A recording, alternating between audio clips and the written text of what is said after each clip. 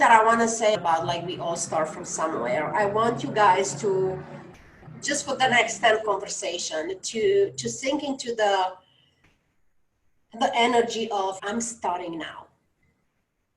Like every conversation, it's a starting conversation. Because it is. And I mean, you don't have to believe that. But when we say that we are there to hold the space for that person, even if you were a client that you already work a year, like every conversation, it's a start conversation.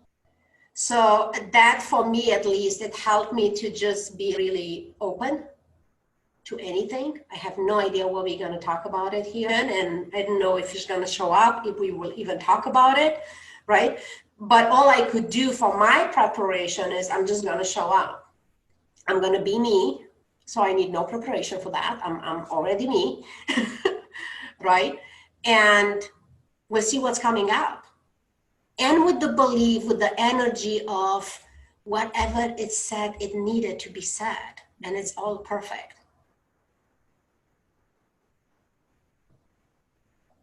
Because at the end of the call, we all learn from everyone. And most of, 80% of all of this, we're going to forget by tomorrow. And that's okay. We have a replay. And here's where we take one or two things, no more than two, and implement it immediately. Like, let it sink into your bones.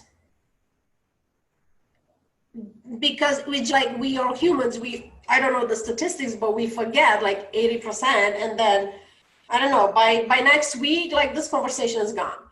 You might remember one thing, but you just remember it because you have a good, intelligent brain and memory, and that's why you remember. But that doesn't mean that that little aha moment actually change your life. It won't change your life until you actually implement it. That's the thing that I wish I knew in a day one. We talk about what we wish we knew, even though we don't believe that, like we needed the journey. But if anything now, like taking new clients, that's the number one for me. I must get them somehow to take one thing and implement it, just one. Forget about the whole hour and a half. Because that's the one that's actually going to create a difference in your life. And then I could go back to the replay and say, hey, what else was there? Let me look over my notes. Oh, was this thing. If you go over your notes from last month, 2 months ago, a year ago, 2 years ago, and you look at how many golden pieces you highlight, you put, like, I'm with stickers. I have hearts, I have stars, I have exclamation points. I work with color markers. I'm taking notes like a mad woman, right? And then I'm looking over them and it's, I don't know, 95% I never implement. Those things that I was like, oh my God, this is like golden. I did nothing with it. And I'm looking back and it's still golden. And I'm like, okay, maybe I should put this into my life because it still looks like golden. Let's see what happens.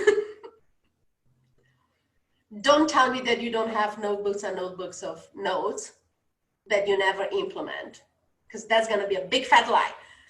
Everybody have them.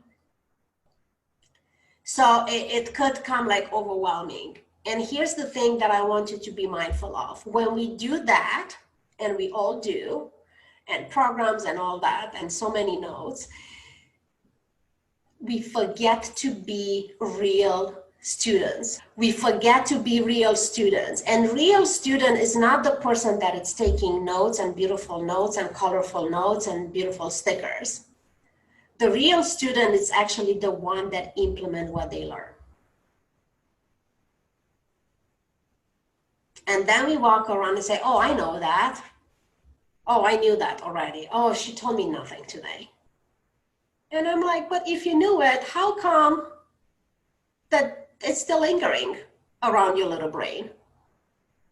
You did anything with it? No. Okay, so that's why you hear it again. And you're gonna hear it again. And you're gonna hear it again. You know when you're not gonna hear it? When it's not haunting you anymore.